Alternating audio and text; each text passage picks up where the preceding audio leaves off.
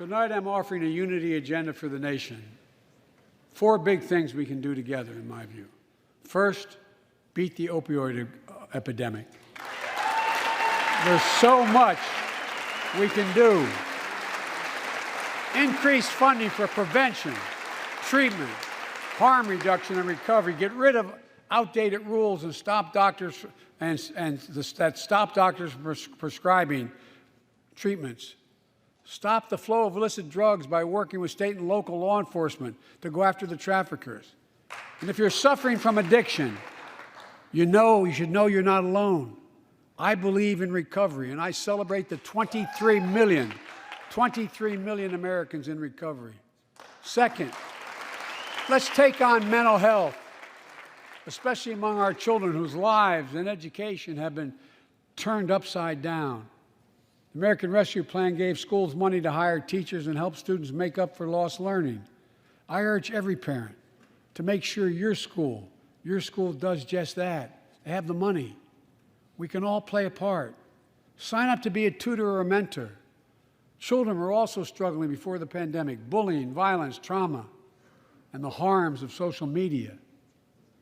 As Frances Haugen, who is here tonight with us, has shown, we must hold social media platforms accountable for the national experiment they're conducting on our children for profit.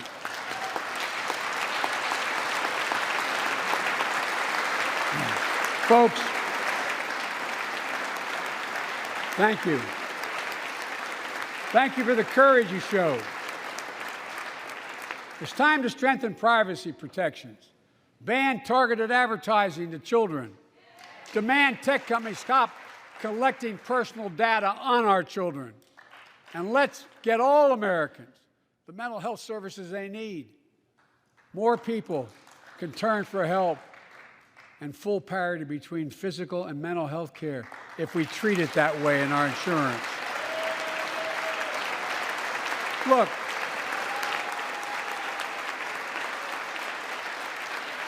the third piece of that agenda is support our veterans.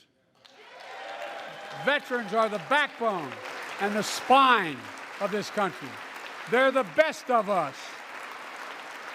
I've always believed that we have a sacred obligation to equip those we send to war and care for those in their family when they come home. My administration is providing assistance in job training, housing, and now helping lower-income veterans get VA care debt-free. And our troops in Iraq and Afghanistan have faced many dangers, one being stationed at bases breathing in toxic smoke from burn pits. Many of you have been there. I've been in and out of Iraq and Afghanistan over 40 times. These burn pits that incinerate waste, the waste of war, medical and hazardous material, jet fuel, and so much more. And they come home, many of the world's fittest and best trained warriors in the world, never the same.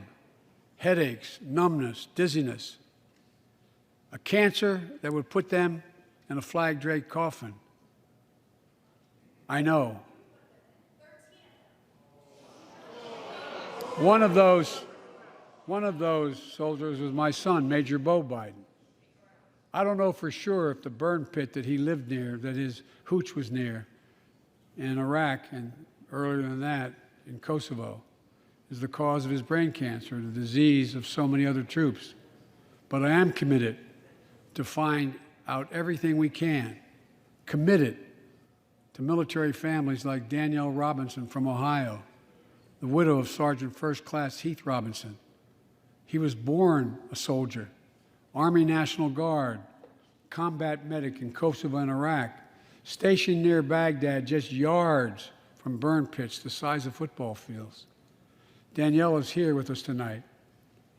They loved going to Ohio State football games.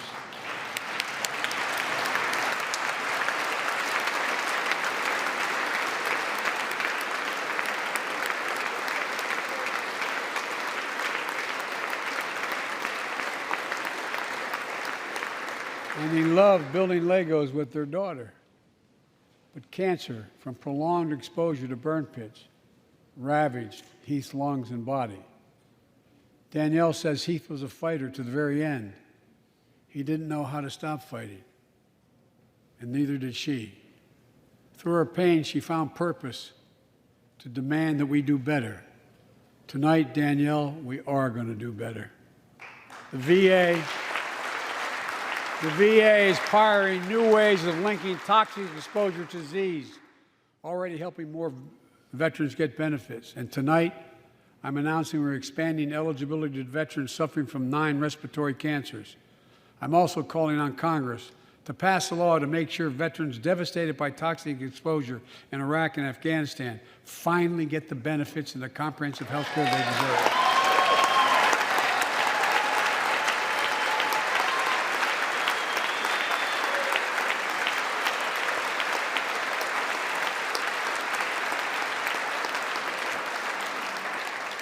And fourth and last, let's end cancer as we know it. This is personal.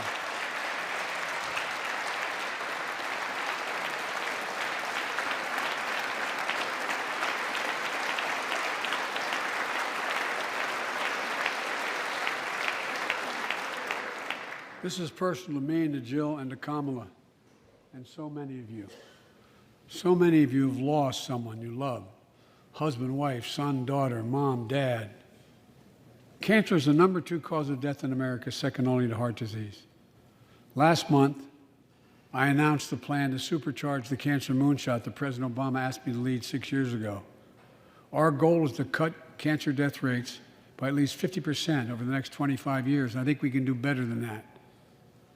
Turn cancers from death sentences into treatable diseases. More support for patients and their families. To get there, I call on Congress to fund what I call ARPA-H, Advanced Research Projects Agency for Health, patterned after DARPA and the Defense Department. Projects that led in DARPA to the internet, GPS, and so much more to make our forces more safer and be able to wage war with more clarity. ARPA will have a singular purpose: to drive breakthroughs in cancer, Alzheimer's and diabetes, and more. A unity agenda for the nation. We can do these things. It's within our power.